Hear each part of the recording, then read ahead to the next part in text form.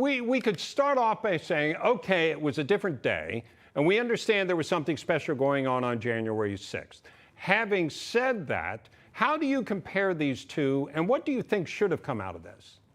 Well, I think the big difference is the folks from the Colbert Show were told to leave and told they had to have someone escort them if they were on the Capitol grounds or the Capitol complex, and then they came back. So they had got a warning. So I think that seems to be a key distinction. But I mean, frankly, Bob, are we surprised that there's a double standard? I mean, think about this. We have the Attorney General of the United States failing to enforce a statute that is directly on point. Protesters at Supreme Court justices' homes over the last several months, they were there when the draft decision, the leak of the draft opinion was put out. They were there to influence the court with a pending matter in front of the court, directly on point on the statute, and the Justice Department has done nothing. We've had 50 pro-life crisis pregnancy centers and churches attacked, and we hear basically nothing from the left and from the Democrat Party. So I guess we shouldn't be surprised that there's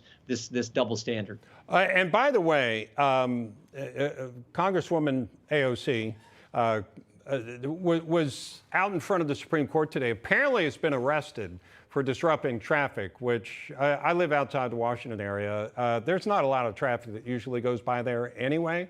So yeah. I don't know what that was about, but I assume this was purposeful. This may be the first you're hearing about it, but that's my understanding is she was arrested along with Congresswoman Presley. As well. But this becomes a big game to them. And like you said, it was actually, I don't know how you are, but I'm okay out in front of the Supreme Court. But when you're in front of somebody's house, that's quite different.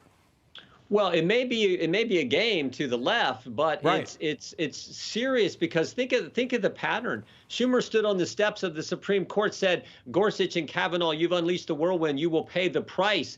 Jerry Nadler's introduced legislation to pack the court to add 4 associate justices to the Supreme Court. Nancy Pelosi, for 4 weeks, held up legislation while there were threats online on justices, while protesters were showing up at their homes, held up legislation that had passed the Senate unanimously, held it up when they were posting online where Justice Barrett's kids went to school, where her family attended church. And during that 4-week time frame, guess what happened?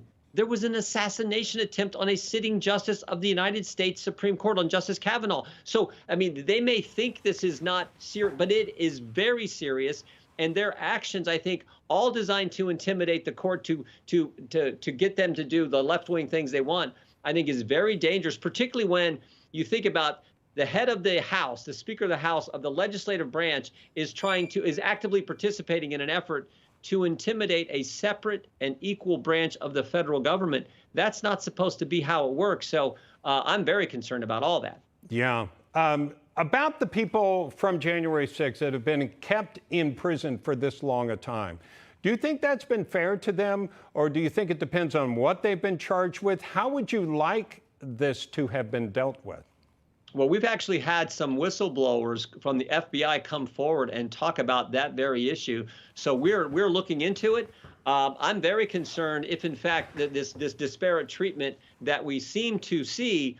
Now, again, for people who did something wrong on that day, who were actually violent and vandals and broke things, then of course they should face the full consequence of the law. But for others, it seems sort of like a double standard here. Again, as you point out, what happened to Colbert's crew and what's happening to people who may have just walked into Capitol. Again, we've had FBI agents come forward and tell us, as whistleblowers, their concerns about what they're seeing for the treatment for some of these individuals. What's your thought on the January 6th committee itself, how it's going, how you think it's represented?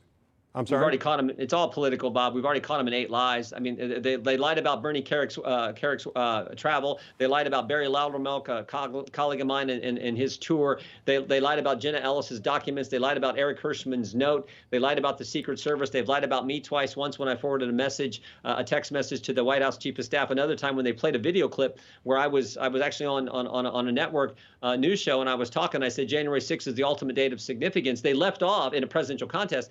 they left off what I said prior to that, right in the same clip. They just cut it where I said the late Justice Ruth Bader Ginsburg said January 6th was the ultimate date of significance. And of course, it was reported last week by the press that when this Ms. Hutchison testified that Pat Cipollone said if they go to the Capitol, there'll be all kinds of things we'll be charged with.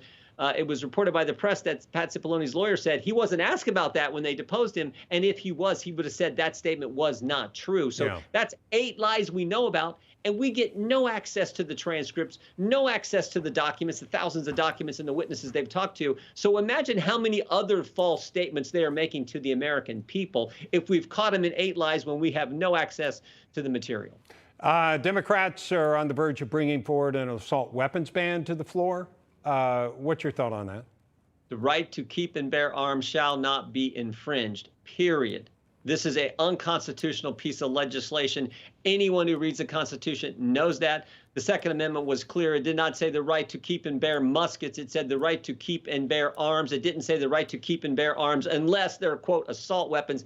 Didn't say any of that. This is unconstitutional as it gets, and it's part of this pattern of the left going after our liberties. Our First Amendment rights have been attacked over the last year and a half. Our Second Amendment liberties, our due process rights with what they did with that red flag law just a few weeks ago. So this is wrong, and we're going to fight it just as hard as we can. Congressman Jim Jordan, thank you, sir. You bet. Thank you.